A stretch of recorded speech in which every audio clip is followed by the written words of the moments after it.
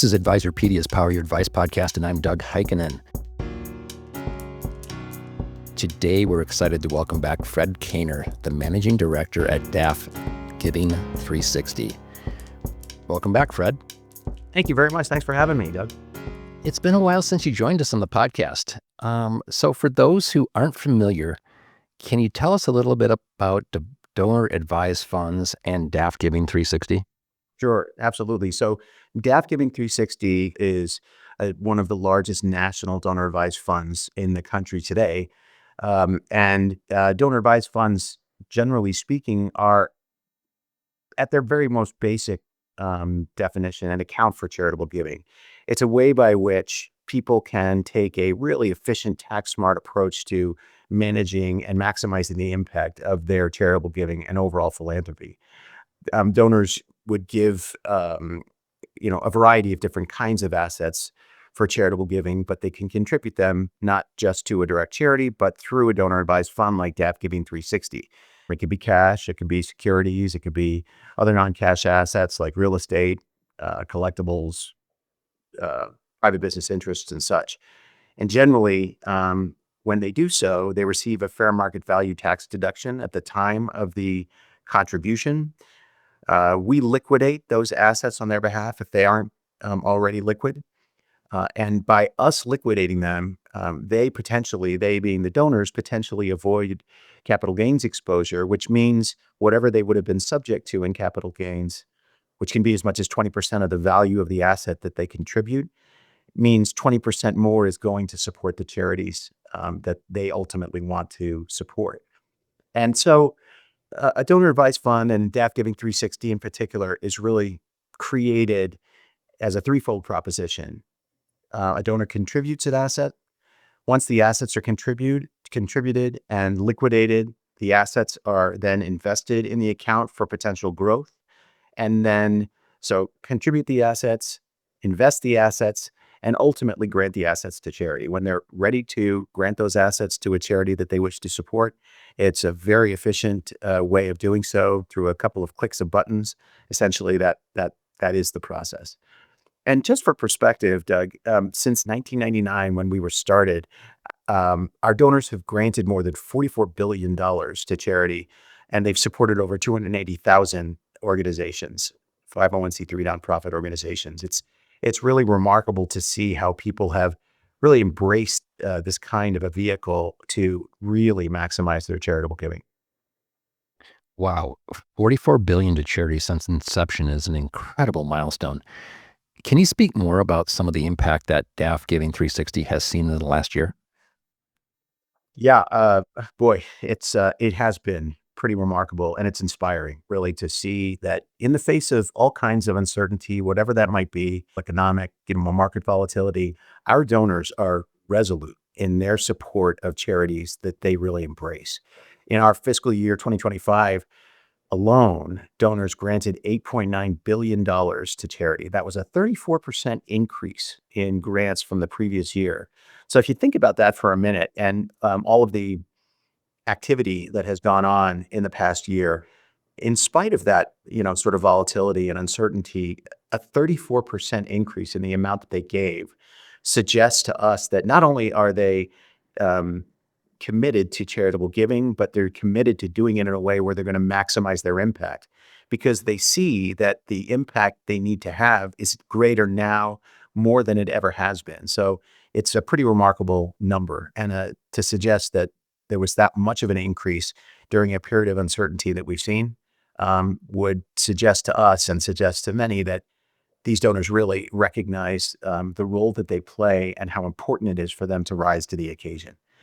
So that $8.9 billion was spread across 1.4 million plus grants, and again went to more than 155,000 charities. And for perspective, if you look at it this way, this averages more than $24 million granted to charity every day in our fiscal year. So it's a pretty remarkable statistic. And on Giving Tuesday alone, back in November, Giving Tuesday is sort of the unofficial kickoff to the season of giving. That one day alone, DAF Giving 360 saw over $69 million go to charity. So again, remarkable generosity and remarkable commitment to doing whatever they can to achieve maximum impact with their philanthropy. Those are really staggering numbers. Were there any trends that arose from giving data in the past year? I think so. Yeah. Generally, we see that there is a traditional giving season, meaning from during the holidays. After Giving Tuesday, that's when we see donors really significantly increase the amount that they contribute to charity. And what we found most recently is there's less and less of a giving season. It really isn't seasonal. It is becoming more and more of an integral part of their overall management of their finances, and it happens throughout the year. So that's a pretty remarkable twist. Normally, we have seen that the lion's share of contributions that are made through DAF Giving 360 happen between end of October, beginning of November through December. And we have seen that still is the case. It's certainly, the time when people give most, but it's certainly spread more evenly now across and throughout the year, which again is a testament to their generosity and the recognition of the efficiency of this vehicle. Because again, with this vehicle, many people give at the end of the year because they want, obviously, to get the money to the charities they support before the year's end. They also want to make sure that they get a tax benefit for giving before the year end. But the beauty of our solution is you can give at any time. You can contribute whatever you want, whenever you want, when you have it to contribute. And you can grant it out. And at that point, that's when you get the fair market value tax deduction and potentially avoid the capital gains if you're giving a non-cash asset. But the beauty of the solution is you can contribute when you have it to give, and you can grant to the charity whenever you choose because you've already derived the tax benefit at the time of the contribution. So that's something that we've really seen as a significant newish trend.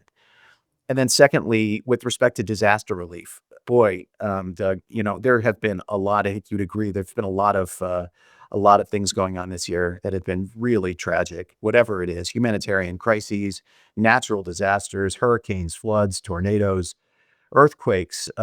Boy, it's just seems like they're sort of ongoing. And despite it all, people have really embraced their DAP accounts, not only to support their ongoing sustained charitable activities, their alma mater, their house of worship, their favorite charity locally, but they have significantly increased the amount that they give to support those in need when those disasters occur. So, and that very much is incremental to what they already gave to their sort of ongoing charitable goals. So that was pretty remarkable too. And then another trend we saw was that donors are generally, the way it was phrased to me is, I want my charitable dollars to go to work before I even grant them to the charity that I support. And by that, they mean in that second part of the equation, contribute, invest, and grant. In the investment section, we're seeing more and more people being very deliberate and thoughtful about how they choose to recommend a strategy for investing those assets while they're in the account.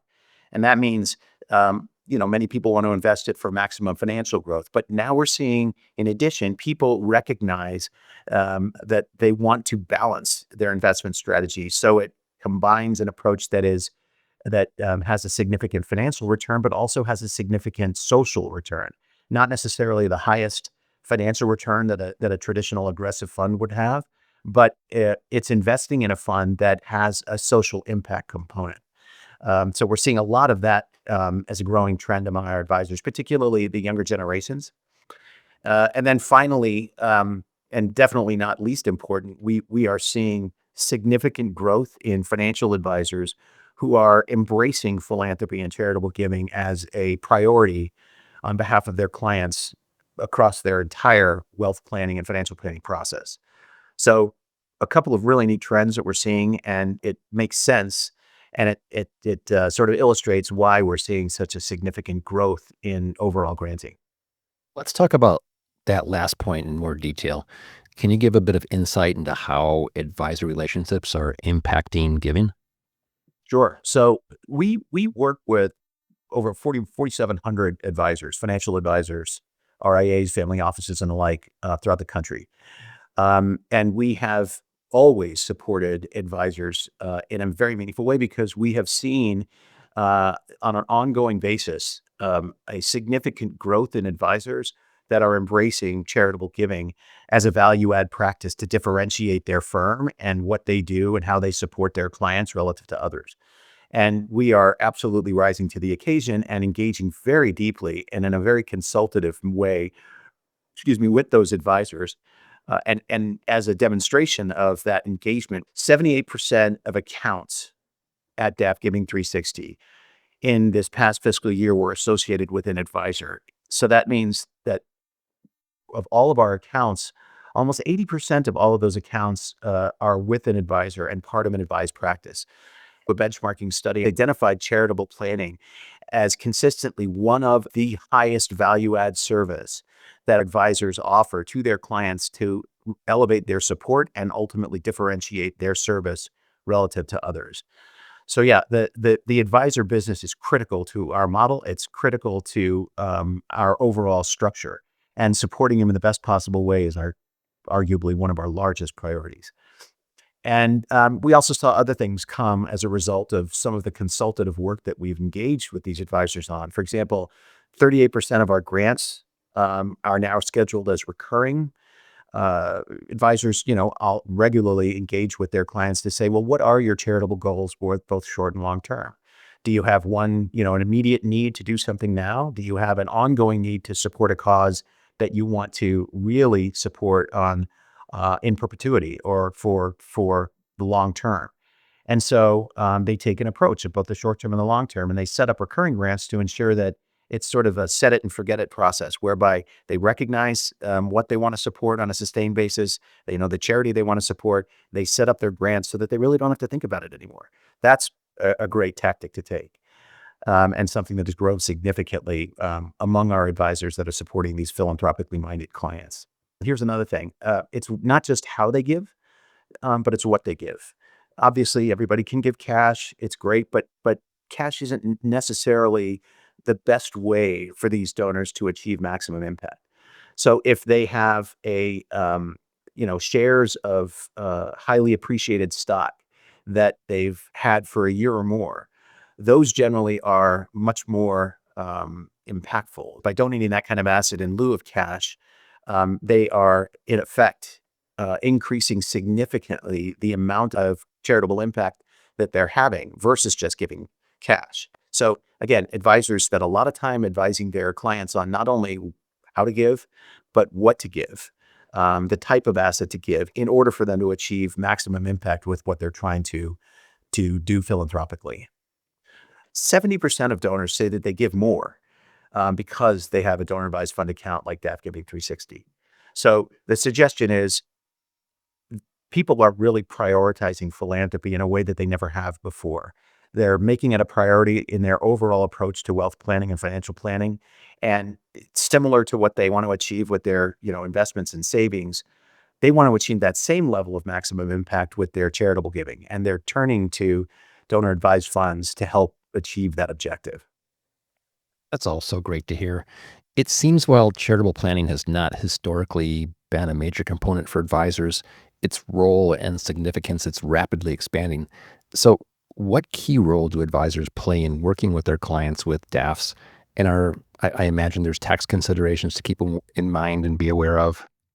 Great question. And it's an ever evolving one too, because there's different types of donors. There's generational wealth. So now we have, baby boomers who are on the cusp of retiring, Gen Y, Gen Z, and doesn't the alphabet start over again? I think I can't remember what the, double A but maybe that's a battery. But anyway, we have, there's a whole lot of different strategies that advisors are employing because the philanthropic goals of these clients, depending upon who they are, their demographic makeup, they're evolving.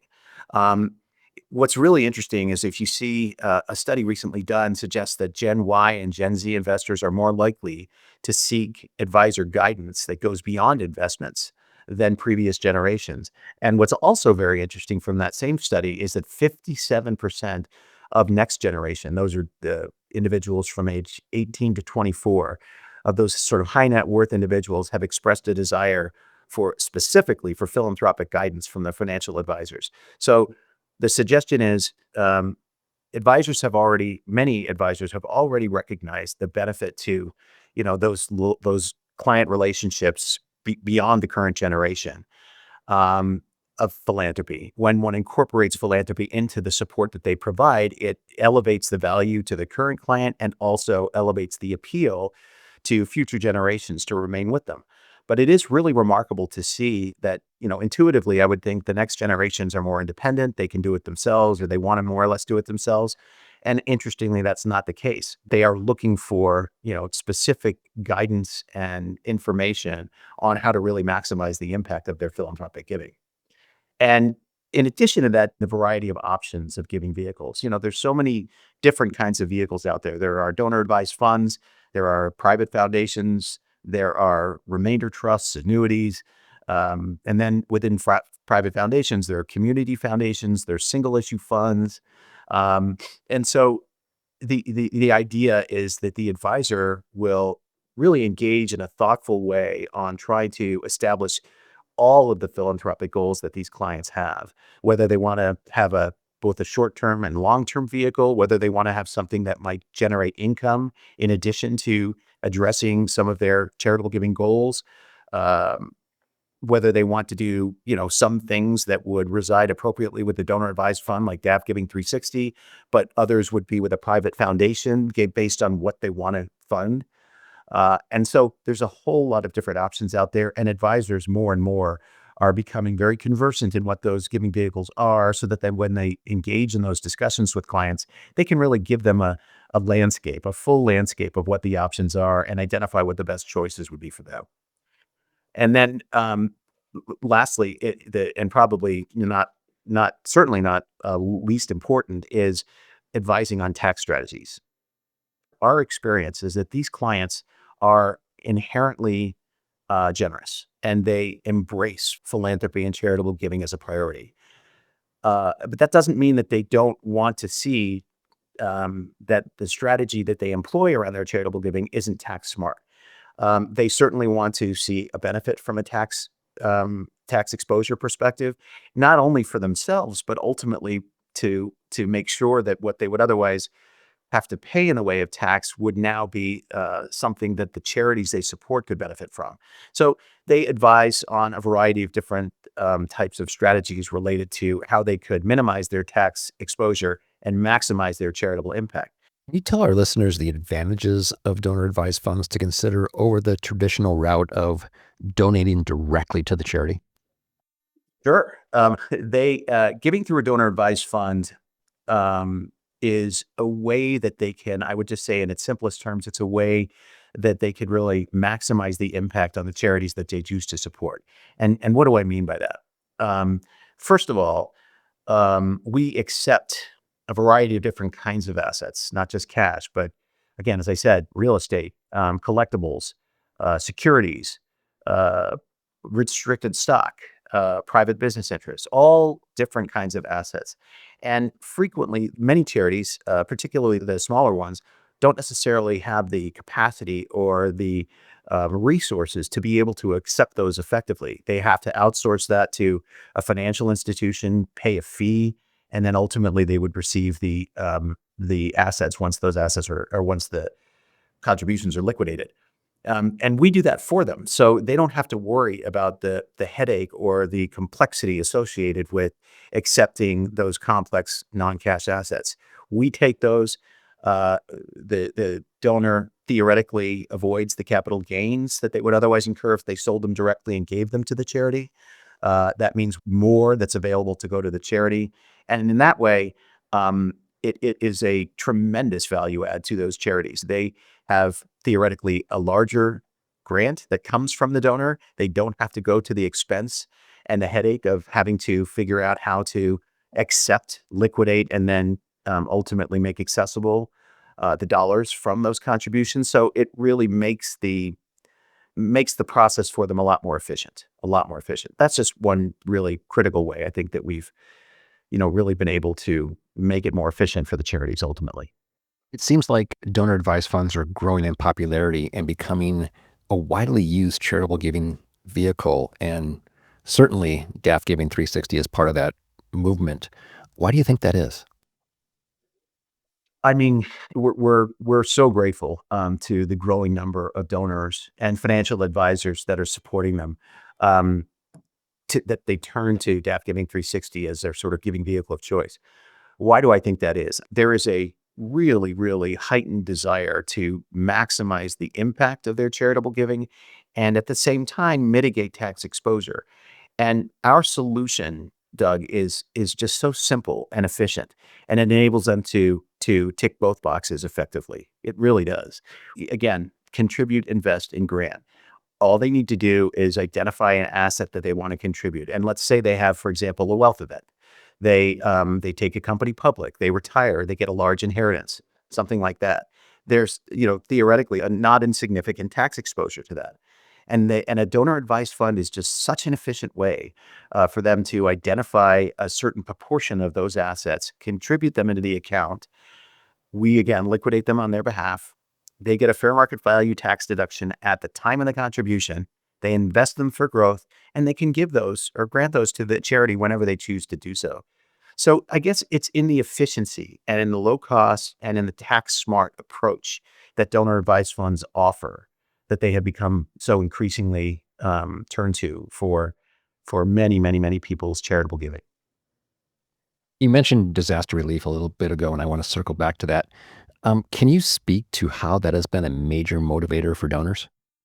Absolutely. And this is again, an area that is just so inspiring for all of us. Our donors have utilized their DAF Giving 360 accounts actively in support of these disasters as they occur. What we do, Doug, is we engage with an organization called the Center for Disaster Philanthropy.